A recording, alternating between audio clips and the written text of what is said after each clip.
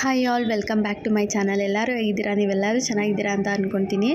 ನಿನ್ನೆ ನನ್ನ ಫ್ರೆಂಡ್ದು ಪಾಪದು ಬರ್ತಡೇ ಇತ್ತು, ಅಲ್ಲಿಗೆ ಹೋಗೋಣ ಅಂತ ಅಂದ್ಬಿಟ್ಟು ರೆಡಿ ಆಗ್ತಾ ಇದ್ದೆ. ನ್ಯೂ ಇಯರ್ ದಿನ ನನ್ನ ಫ್ರೆಂಡ್ ಒಂದು ವಾಚ್ ಕೊಡಿಸಿದ್ಲು. ಯಾವಾಗಲೂ ಬೈತಾ ಇದ್ಲು ನಮ್ಮ ರಂಜಿತಾ ಕೊಡಿಸಿರೋದು ಅಂತ. ಒಂದು ವಿಡಿಯೋ ಮಾಡಿದ್ನಲ್ಲ, ಅದೇ ವಾಚ್ ಇದು. ಸೊನಾಟಾ ಕಂಪ್ನಿದು, ತುಂಬ ಚೆನ್ನಾಗಿದೆ. ನನ್ನ ಹತ್ರ 2 ವಾಚ್ ಇದೆ, ಇದು 3ನೇ ವಾಚು. ಫಾಸ್ಟಾಗಿ ನಾನು ಜಾಸ್ತಿ ತೊಗೊಳಕ್ಕೆ ಹೋಗಿಲ್ಲ, ಯಾಕಂದರೆ ಇವಾಗ ಕೆಲ್ಸಕ್ಕೆ ಹೋಗಲ್ವಲ್ಲ, ಹಂಗಾಗಿ ವೇರ್ ಮಾಡಲ್ಲ, ಅದಕ್ಕೋಸ್ಕರ ನಾನು ತೊಗೊಳಕ್ಕೆ ಹೋಗಿಲ್ಲ. ನನ್ನ ಹತ್ರ ಇರೋ ಫಾಸ್ಟಾಗಿ ವಾಚು ನಮ್ಮ ಸರ್ರು ಬೆಸ್ಟ್ SMRE ಅವಾರ್ಡ್ ಕೊಟ್ಟಿದ್ರು. ನಾನು ಕೆಲ್ಸಕ್ಕೆ ಸೇರ್ಕೊಂಡಾಗ ಅವರು ನನ್ನ ಯಾಕೆ ಕೆಲ್ಸಕ್ಕೆ ತೊಗೊಂಡೆ ಅಂತ ನಮ್ಮ ಸರ್ರಿಗೆ ಬೈತಾ ಇದ್ರು. ಯಾಕೆ ಅಂತ ಅಂದರೆ ನನಗೆ ನಾಲೆಡ್ಜೇ ಇಲ್ಲ, ಏನು ಅಂತ ಏನು ಗೊತ್ತೇ ಇರಲಿಲ್ಲ. ಪಾಪ ಅವರು ನಾನು ಹೆಂಗೆ ಹೋದೆ ಆ ಕಂಪ್ನಿಗೆ ಅಂತ ಅಂದರೆ, ನನಗೆ ಯಾರೂ ರೆಫರ್ ಮಾಡಿಲ್ಲ, ಯಾರೂ ನನಗೊಂದು ಏನು ನಾನು ಯಾರ ಹತ್ರನೂ ಕೇಳಿಲ್ಲ. ನಾನು ಕೆಲಸ ಮಾಡಬೇಕು, ದುಡಿಬೇಕು ಅನ್ನೋದಷ್ಟೇ ನನ್ನ ತಲೆಯಲ್ಲಿ ಇದ್ದಿದ್ದು. ನಾನು ನಮ್ಮ ಮನೆ ಅಂದ್ರಳ್ಳಿಯಿಂದ ಸೀದಾ ಸೆಕೆಂಡ್ ಸ್ಟೇಜಿಗೆ ನಡ್ಕೊಂಡು ಹೋದೆ, ಆಟೋದಲ್ಲಿ ಹೋಗಿಲ್ಲ, ನಾನು ನಡ್ಕೊಂಡೇ ಹೋದೆ. ನನ್ನ ರೆಸ್ಯೂಮ್ ಹಿಡ್ಕೊಂಡು ನನ್ನ ಕೈಯಲ್ಲಿ ಒಂದು ಸರ್ಟಿಫಿಕೇಟ್ಗಳು ಇಟ್ಕೊಂಡು ನಡ್ಕೊಂಡು ಹೋದೆ. ಅಲ್ಲಿ ಸೆಕ್ಯೂರಿಟೀಸ್ಗಳನ್ನ ಉದ್ದಕ್ಕೂ ಕೇಳ್ಕೊಂಡು ಹೋಗ್ತಾ ಇದ್ದೆ.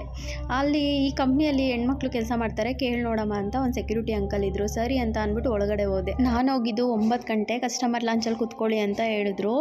ನಾನು ಹೋಗಿ ಕೂತ್ಕೊಂಡೆ. ಟಿ ವಿ ಆನ್ ಮಾಡಿದರು, ನೋಡ್ಕೊಂಡು ಕೂತಿದ್ದೀನಿ. ನಾನು ಇವಾಗ ಕರೀತಾರೆ ಅವಾಗ ಕರೀತಾರೆ ಅಂತ. ಟೈಮ್ ಎಷ್ಟಾಗಿತ್ತು ಅಂದರೆ 4 ಗಂಟೆಗೆ ನನ್ನ ಇಂಟರ್ವ್ಯೂ ಕರೆದಿದ್ದು. ನಾನು ಅಂದ್ಕೊಂಡೆ ಅಲ್ಲಿ ಕೂತ್ಕೊಂಡಾಗ ನನಗೆ ಇಷ್ಟು ದೊಡ್ಡ ಕಂಪ್ನಿ. ಆ ಸೋಫಾ ನೋಡಿಬಿಟ್ಟೆ ನನಗೆ ಭಯ ಆಗಿಬಿಡ್ತು. ನನಗೆ ಪ್ರಪಂಚ ಏನು ಅನ್ನೋದೇ ಗೊತ್ತಿಲ್ಲ. ಈ ಕಂಪ್ನಿಯಲ್ಲಿ ನನಗೆ ಕೆಲಸ ಕೊಡ್ತಾರಾ ಅಂತ ಅಂದ್ಬಿಟ್ಟು ನಾನೇ ಸುಮ್ಮನೆ ಕೂತಿದ್ದೆ. ಒಟ್ಟಿನಲ್ಲಿ ಆಚೆ ಬರೋಕ್ಕಂತೂ ಹೋಗಲಿಲ್ಲ, ಕೂತ್ಕೊಂಡಿದ್ದೆ. ಸರಿ ಅಂತ ಅಂದ್ಬಿಟ್ಟು 4 ಗಂಟೆಗೆ ಕರೆದಾಗ ಏನು ಕೆಲಸ ಮಾಡ್ತೀಯಮ್ಮ ಅಂತ ಅಂದರು. ಏನು ಕೊಟ್ಟರು ಮಾಡ್ತೀನಿ ಸರ್ ಅಂತ ಹೇಳಿದೆ. ಸ್ಯಾಲ್ರಿ ಎಷ್ಟು ಬೇಕಮ್ಮ ಅಂದರು. ಎಷ್ಟಾದರೂ ಕೊಡಿ ಸರ್ ಅಂತ ಅಂದೆ. ನನಗೇನು ಕೆಲಸ ಬೇಕಿತ್ತು. ನಮ್ಮ ಮನೆ ಕಷ್ಟ, ನಮ್ಮ ಅಮ್ಮ ಪಡ್ತಿರೋ ಕಷ್ಟ ಎಲ್ಲ ನಾನು ಸ್ವಲ್ಪನಾದರೂ ಕಡಿಮೆ ಮಾಡಬೇಕು ಅನ್ನೋದಷ್ಟೇ ನನ್ನ ತಲೆಯಲ್ಲಿ ಇದ್ದಿದ್ದು. ಹಂಗೆ ಹೇಳಿದ ತಕ್ಷಣ ಪಾಪ ಅವರು ಇವತ್ತೇ ಕೆಲಸ ಮಾಡ್ತೀಯ ಅಂದರು. ಹ್ಞೂ ಅಂದೆ. ನನಗೂ ಕೆಲಸ ಬೇಕಿತ್ತಲ್ವ, ಜಾಯ್ನೇ ಮಾಡ್ಕೊಬಿಟ್ರು. ಅವತ್ತೇ ಜಾಯ್ನ್ ಮಾಡ್ಕೊಂಡು ಅಂದರೆ 1 ವೀಕ್ ಹೇಗೆ ವರ್ಕ್ ಮಾಡ್ತೀರಾ ನೋಡಿಬಿಟ್ಟು ಆಮೇಲೆ ಹೇಳ್ತೀವಿ ಅಂತ ಹೇಳಿದ್ರು. ಆ 1 ವೀಕು ನಾನು ತುಂಬ ಶ್ರಮ ಪಟ್ಟಿದ್ದೀನಿ ಅಂತಲೇ ಹೇಳ್ಬೋದು. ಆ ಶ್ರಮದಲ್ಲಿ ನಮ್ಮ ರಂಜಿತಾ ನನಗೆ ತುಂಬ ಸಪೋರ್ಟ್ ಮಾಡಿದ್ದಾಳೆ. ನಮ್ಮ ಸುಮನ್ ಸರ್ ಹೆಂಗೆ ಮಾಡಿದ್ದಾರೆ ಹಂಗೆ ಅವಳು ತುಂಬಾ ಸಪೋರ್ಟ್ ಮಾಡಿದ್ಲು. ಆ ವೀಕ್ ಮುಗೀತು. ಸರಿ, ಜಾಯ್ನಿಂಗ್ ಫಾರ್ಮಾಲಿಟೀಸ್ ಎಲ್ಲ ಇತ್ತು. ಹೆಡ್ ಆಫೀಸ್ಗೆ ಹೋಗಬೇಕಿತ್ತು. ಹೆಡ್ ಆಫೀಸ್ ಇರೋದು ವೈಟ್ ಫೀಲ್ಡಲ್ಲಿ. ಅಲ್ಲಿ ನಮ್ಮ ಜೈನ್ ಸರು, ಸಂಧ್ಯಾ ಮೇಡಮ್ಮು ಅವರು ಒಂದ್ಸಲ ಇಂಟರ್ವ್ಯೂ ಮಾಡ್ತಾರೆ. ಅವ್ರ ಇಂಟರ್ವ್ಯೂ ಪಾಸ್ ಆಗಬೇಕಲ್ಲ. ನನ್ನಂತೂ ಯಾಕೆ ತೊಗೊಂಡಿದ್ಯಾ, ಅವ್ಳಿಗೆ ಏನು ಬರಲ್ಲ, ಮಾತಾಡೋಕ್ಕೆ ಬರಲ್ಲ ಅಂತ ಬೈತಾಯಿದ್ರು. ನಾನು ಹೇಳೋದು ಅವ್ರಿಗೆ ಅರ್ಥ ಆಗಲ್ಲ, ನನಗಂತೂ ಇಂಗ್ಲೀಷೇ ಬರಲ್ಲ, ಈ ಥರ ಆಗ್ಬಿಟ್ಟಿತ್ತು. ಆಮೇಲೆ ಇಲ್ಲ, ಅವಳು ಕೆಲಸ ಚೆನ್ನಾಗಿ ಮಾಡ್ತಾಳೆ ಅಂತ ಅಂದ್ಬಿಟ್ಟು ನಮ್ಮ ಸುಮನ್ ಸರು ಕೊನೆಗೂ ನನಗೆ ಕೆಲಸ ಕೊಟ್ಟೇ ಬಿಟ್ಟರು. ಜಾಯ್ನಿಂಗ್ ಫಾರ್ಮಾಲಿಟೀಸ್ ಎಲ್ಲ ಮುಗ್ದೇ ಹೋಯಿತು. ಮತ್ತು ಸುಮಾರು ವರ್ಷ ನಾನು ತುಂಬ ಸಫರ್ ಪಟ್ಟಿದ್ದೀನಿ. ಯಾಕಂದರೆ ಅವರು ಯಾಕೆ ಕೆಲ್ಸಕ್ಕೆ ತೊಗೊಂಡಿದ್ಯಾ, ಅವ್ರಿಗೆ ಇಷ್ಟನೇ ಇರಲಿಲ್ಲ ಜೈನ್ ಸರ್ಗೆ ನಿಜವಾಗ್ಲೂ ನನ್ನ ಕೆಲ್ಸಕ್ಕೆ ತೊಗೊಂಡಿರೋದು. ಅವ್ರ ಮುಂದೆ ಮಾಡಿ ತೋರಿಸ್ಬೇಕಮ್ಮ ನೀನು ಅಂತ ಹೇಳಿದರು ನನಗೆ. ಅದು ನನ್ನ ತಲೆ ಒಳಗಿತ್ತು. ನನಗೆ ಆಗಲ್ಲ ಅನ್ನೋರ ಮುಂದೆ ಮಾಡಿ ತೋರಿಸ್ಬೇಕು ಅನ್ನೋದು ಹಠ ನನಗೆ. ಹಾಗಾಗಿ ಅವ್ರು ಯಾಕೆ ತೊಗೊಂಡಿದ್ಯಾ ಅನ್ನೋರ ಕೈಲೇ ನಾನು ಬೆಸ್ಟ್ SMRE ಅವಾರ್ಡ್ ತೊಗೊಂಡಿದ್ದೆ. ಆ ಅವಾರ್ಡ್ ತೊಗೊಳ್ಳೋದೇನು ಸುಲಭ ಅಲ್ಲ. 12 ಬೆಂಚಲ್ಲಿ ತುಂಬ ಜನ SMREs ಇರ್ತಾರೆ. ಅವ್ರ ಮಧ್ಯ ಎಲ್ಲ ನನಗೆ ಬಂದಿದೆ ಅಂದರೆ ತುಂಬಾ ಖುಷಿ ಆಗುತ್ತೆ. ಅದು ಸರ್ರು ನನ್ನ ತುಂಬ ಪ್ರೌಡ್ ಮಾಡ್ತಾಯಿದ್ರು. ಅವತ್ತು ಬೇಡ ಅಂದಿದ್ದೆ, ತುಂಬ ಕಷ್ಟಪಟ್ಟಿದ್ಯಾ ಅಂತ ಅಂದ್ಬಿಟ್ಟು ತುಂಬ ಖುಷಿಪಟ್ಟರು. ಅವತ್ತು ನನಗೆ ಸಿಕ್ಕಾಪಟ್ಟೆ ಖುಷಿ ಆಯಿತು ಅಂತಲೇ ಹೇಳ್ಬೋದು. ನಾನು 10 ವರ್ಷ ಹೆಂಗೆ ಕಂಪ್ಲೀಟ್ ಮಾಡಿದೆ ಅನ್ನೋದೇ ಗೊತ್ತಾಗಿಲ್ಲ. ಅವ್ರ ಹತ್ರ ನನಗೆ ಹಂಗೆ ಅನ್ಸ್ಕೊಂಡಿದ್ದ ದಿನ ಸಾರ್ಥಕ ಅಂತ ಅನ್ನಿಸ್ತು. ಹೆಣ್ಮಕ್ಳು ಕೈಲಿ ಆಗಲ್ಲ ಅನ್ನೋದು ಏನೂ ಇಲ್ಲ, ಹಠ ಒಂದಿರಬೇಕು ಅಷ್ಟೇ. ಹಿಂದೆ ಕೂತ್ಕೋತಿದ್ದೀನಿ ಮೀಟಿಂಗಲ್ಲಿ, ನನ್ನ ಫ್ರಂಟಲ್ಲಿ ಕೂರಿಸ್ತಾಯಿದ್ರು ಕರೆದು ಕಮಿಯರ್ ಬಚ್ಚ ಅಂತ ಹೇಳೋರು. ನನಗಂತೂ ತುಂಬ ಖುಷಿ ಆಗೋದು. ಅವಾಗ ಬೇಡ ಅನ್ನೋರು ಹಂಗೆ ಅಷ್ಟು ಪ್ರೌಡ್ ಮಾಡ್ತಾರೆ ಅಂದರೆ ಅದಕ್ಕಿಂತ ಸಾಧನೆ ಬೇರೊಂದಿಲ್ಲ ಅಂತ ನನಗನ್ಸಿದ್ದು. ವರ್ಕ್ ಮಾಡೋರಿಗೆ ಗೊತ್ತು ಆ ಪ್ರೆಷರು, ತುಂಬ ಕಷ್ಟ ವರ್ಕ್ ಮಾಡೋದು. ಯಾವ ಹೆಣ್ಮಕ್ಳು ಅಷ್ಟು ವರ್ಷ ವರ್ಕೇ ಪಡಲ್ಲ, ಕೆಲವೊಬ್ಬರು ಮಾತ್ರ. ಅದರಲ್ಲಿ ನಾನು ಒಬ್ಬಳು. ಆ SMREs ಬೆಸ್ಟ್ ಎಂಪ್ಲಾಯಿ ಅವಾರ್ಡ್ ಕೊಟ್ಟಾಗಲೇ ನಾನು ಆ ವಾಚ್ನ ತೊಗೊಂಡಿದ್ದು. ಆ ಅಮೌಂಟ್ ಪ್ರೈಸಲ್ಲಿ ಕೊಟ್ಟಿದ್ದರು. ಅಮೌಂಟ್ ಅದೇ ಖರ್ಚಾಗೋಗುತ್ತೆ, ಏನಾದರೂ ತೊಗೊಳ್ಳೋಣ ನೆನಪಿಗೆ ಅಂದ್ಬಿಟ್ಟು ತೊಗೊಂಡಿದ್ದು ಆ ವಾಚು. ಜೀವನದಲ್ಲಿ ಹಠ ಒಂದಿದ್ದರೆ ಯಾರು ಏನಂದ್ರೂ ನಾವು ಸಾಧನೆ ಮಾಡ್ಬೋದು. ಅದಕ್ಕೆ ನಾನೇ ಉದಾಹರಣೆ ಅಂತಲೇ ಹೇಳ್ತೀನಿ. ಯಾಕಂದರೆ ನನಗೆ ತುಂಬಾ ಸಫರ್ ಆಗಿದ್ದೀನಿ ಅಂತಲೇ ಹೇಳ್ಬೋದು. ಅವಾರ್ಡ್ ತೊಗೊಳ್ಳೋದಷ್ಟು ಈಸಿ ಇರಲಿಲ್ಲ. ನಾನು ಎಷ್ಟೊಂದು ಸಲ 9 ಗಂಟೆ 8 ಗಂಟೆವರೆಗೂ ವರ್ಕ್ ಮಾಡಿದ್ದೀನಿ. ಅಲ್ಲಿ ನೈಟ್ ಟೈಮೆಲ್ಲ ವರ್ಕ್ ಮಾಡಿದ್ದೀವಿ, ಎಷ್ಟೊಂದು ಹಾರ್ಡ್ ವರ್ಕ್ಗಳು ಮಾಡಿದ್ದೀವಿ. ಸಂಡೇ ಟೈಮೆಲ್ಲ ರಜಾ ಇರ್ತಿರ್ಲಿಲ್ಲ. ಅದೆಲ್ಲ ಮಾಡಿದ್ದಕ್ಕೆ ಅದು ನನಗೆ ಸಿಕ್ಕಿದ್ದು ಅಂತಲೇ ಹೇಳ್ಬೋದು. ಕಷ್ಟಕ್ಕೆ ನಮ್ಮ ಪ್ರತಿಫಲ ಸಿಕ್ಕೇ ಸಿಗುತ್ತೆ. ಧೈರ್ಯವಾಗಿ ಮುಂದೆ ಹೋಗಿ ಸಾಧನೆ ಎಲ್ಲ ಹೆಣ್ಮಕ್ಳು ಮಾಡಬೇಕು ಅಂತಲೇ ಚಿಕ್ಕ ಕತೆ ಯಾಕೆ ಹೇಳಿದೆ ಅಂದರೆ ಕೆಲವೊಬ್ರಿಗೆ ಎಷ್ಟೊಂದು ಜನ ಸೇರಿಸ್ತಾರೆ ಕೆಲಸಕ್ಕೆ, ಮಾಡಲ್ಲ, ಬಿಟ್ಬಿಡ್ತಾರೆ. ಸಪೋರ್ಟ್ ಮಾಡೋಕ್ಕೆ ತುಂಬ ಜನ ಇರ್ತಾರೆ. ಅದಕ್ಕೆ ಈ ಒಂದು ಸ್ಟೋರಿನ ನಾನು ನನ್ನ ಕೆಲಸಕ್ಕೆ ಜಾಯ್ನ್ ಆಗಿದ್ದ ಕತೆನ ನಿಮ್ಮ ಹತ್ರನೂ ಶೇರ್ ಮಾಡ್ಕೋಬೇಕು ಅನ್ನಿಸ್ತು. ಯಾಕಂದರೆ ವಾಚ್ ಬಂತಲ್ಲ, ವಾಚ್ ಕತೆ ಹೇಳೋಕ್ಕೋಸ್ಕರ ಇದನ್ನು ನಾನು ಹೇಳ್ಬೇಕಾಗಿತ್ತು. ತುಂಬ ಜನಕ್ಕೆ ಹೆಲ್ಪ್ ಆಗ್ಬೋದು ಹೆಣ್ಮಕ್ಳು ತುಂಬ ಅಳ್ತಾರೆ.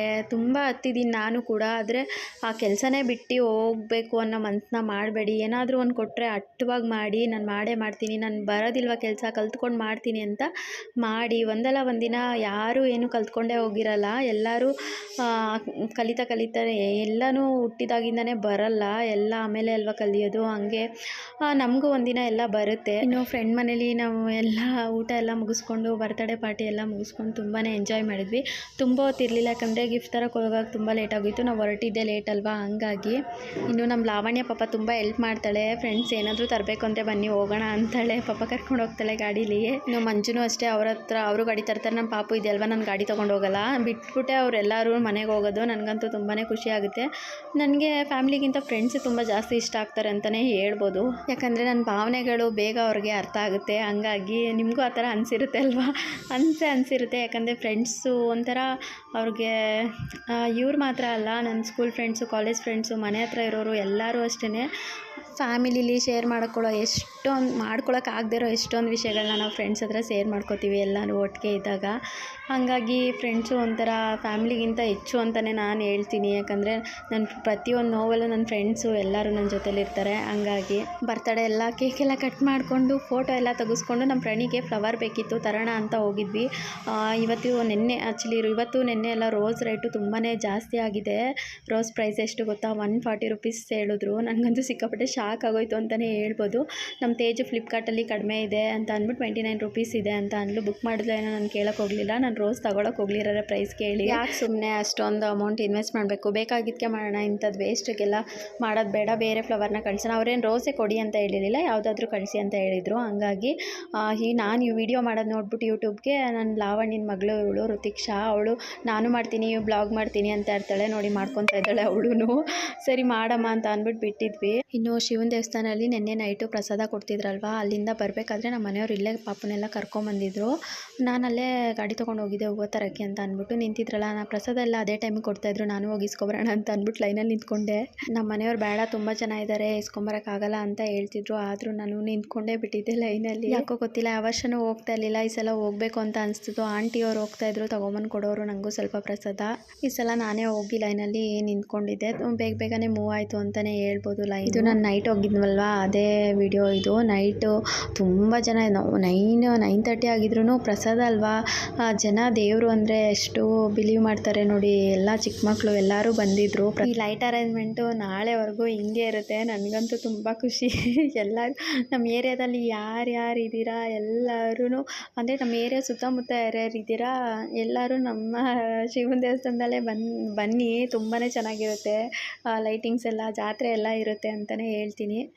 ಇನ್ನು ದೇವಸ್ಥಾನಕ್ಕೆ ಸಾಂಬಾರು ಮಾಡೋಕ್ಕೆ ಟೊಮೊಟೊ ರುಬ್ಬಕ್ಕೆಲ್ಲ ಬಂದಿದ್ದರು. ನಮ್ಮ ನೇತ್ರಕ್ಕನೇ ಅಲ್ವಾ ರುಬ್ತಾ ಇದ್ದಿದ್ದು. ನಾನು ಸ್ವಲ್ಪ ಹೆಲ್ಪ್ ಮಾಡಿದೆ. ಸಿಕ್ಕಾಬಟ್ಟೆ ಹಾರ್ಡ್ ವರ್ಕ್ ಮಾಡ್ತಾರೆ ನೇತ್ರಕ್ಕ. ಹೆಣ್ಮಕ್ಳು ನೋಡಿ ಏನೂ ಮಾಡೋಕ್ಕಾಗಲ್ಲ ಅನ್ನೋದೇನಿಲ್ಲ, ಎಲ್ಲ ಫೀಲ್ಡಲ್ಲೂ ಇರ್ತೀವಿ ಅಲ್ವಾ.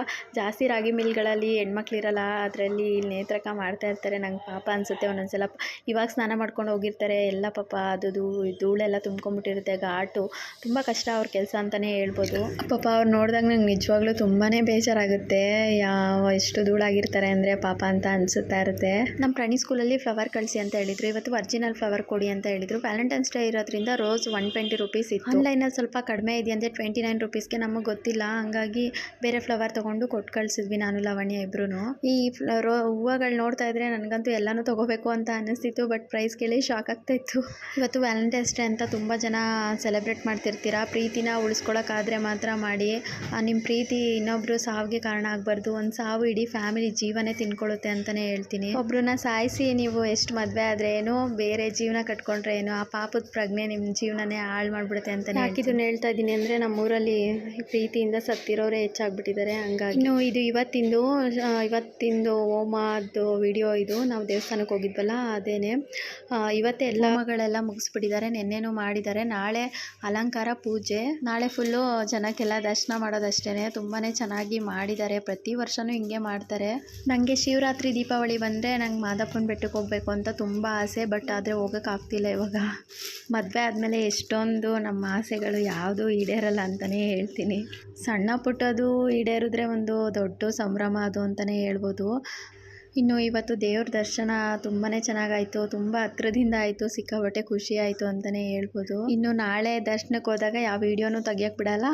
ತಳ್ಳಿ ಬಿಸಾಕ್ತಾರೆ, ಅಷ್ಟು ಜನ ಇರ್ತಾರೆ. ಅದಕ್ಕೆ ಇವತ್ತೆಲ್ಲ ವೀಡಿಯೋಗಳನ್ನೆಲ್ಲ ಮಾಡ್ಕೊಂಡು ಬಂದುಬಿಟ್ಟಿದ್ದೆ ನಾನು. ನಾಳೆ ಜಸ್ಟ್ 1 ಸೆಕೆಂಡ್ ಹೋಗೋದು ಈ ಥರ ದೇವ್ರ ದರ್ಶನ ಮಾಡಿಕೊಂಡು ಬರ್ತಾ ಇರೋದು. ನಾಟಕ ಎಲ್ಲ ಇರುತ್ತೆ. ಬೇಗ ಎಲ್ಲ ಕೆಲಸ ಎಲ್ಲ ಮುಗಿಸ್ಕೊಬಿಟ್ಟು ನಾಟಕ ನೋಡೋಕ್ಕೆ ಹೋಗ್ತೀನಿ. ಲಾಸ್ಟ್ ಇಯರು ಹೋಗಿದ್ದೆ. ಸ್ವಲ್ಪ ಹೊತ್ತಾದರೂ ನೋಡ್ಕೊಂಡು ಬಂದರೆ ಏನೋ ಒಂಥರ ಖುಷಿ. ನನಗಂತೂ ಮಾದಪ್ಪ, ಶಿವ ತುಂಬಾ ಇಷ್ಟ ಆಗ್ತಾರೆ. ಏನು ಅಂತ ಗೊತ್ತಿಲ್ಲ. ನಾನು ಚಿಕ್ಕದ್ರಿಂದ ಪೂಜೆ ಮಾಡಿರೋದು, ಆರಾಧನೆ ಮಾಡಿರೋದು ಈ ದೇವರನ್ನೇ. ಹಂಗಾಗಿ ನಮ್ಮ ರುಚಿತನೂ ಬಂದಿದ್ಲು. ಪಾಪ ಏನೂ ತಿನ್ನಲ್ಲ ಅವಳು. ಜನ ಎಲ್ಲ ಪ್ರಸಾದ ಇಸ್ಕೊಂಡೆಲ್ಲ ಒಂದಷ್ಟು ಜನ ಮನೆಗೆ ಎತ್ಕೊಂಡು ಹೋಗಿದ್ರು. ಇನ್ನಷ್ಟು ಜನ ಇಲ್ಲೇ ಕೂತ್ಕೊಂಡು ಎಲ್ಲರೂ ತಿಂತಾಯಿದ್ವಿ. ತುಂಬಾ ಖುಷಿ ಆಯಿತು ಅಂತಲೇ ಹೇಳ್ಬೋದು. ಡೇ ಚೆನ್ನಾಗಿತ್ತು ಇವತ್ತು. ಬೇಗ ಕೆಲಸ ಎಲ್ಲಾದರೂ ಹೋಗಬೇಕು ದೇವಸ್ಥಾನಕ್ಕಂದರೆ ಬೇಗ ಎಲ್ಲ ಕೆಲಸ ಮುಗಿಸ್ತೀವಿ. ನಮ್ಮ ಪರಿನೂ ತಿನ್ನೋದೇ ಇಲ್ಲ. ನಮಗೆ ಇದೇ ಬೇಜಾರು. ಮಕ್ಕಳನ್ನ ಕರ್ಕೊಂಡು ಹೋಗೋಕ್ಕೆ ಏನು ಬೇಜಾರು ಅಂತ ಅಂದರೆ ಇವರೇನು ತಿನ್ನಲ್ಲ. ಅಲ್ಲಿ ಸ್ವಲ್ಪ ಇರಿಟೇಟ್ ಮಾಡಿಬಿಡ್ತಾರೆ.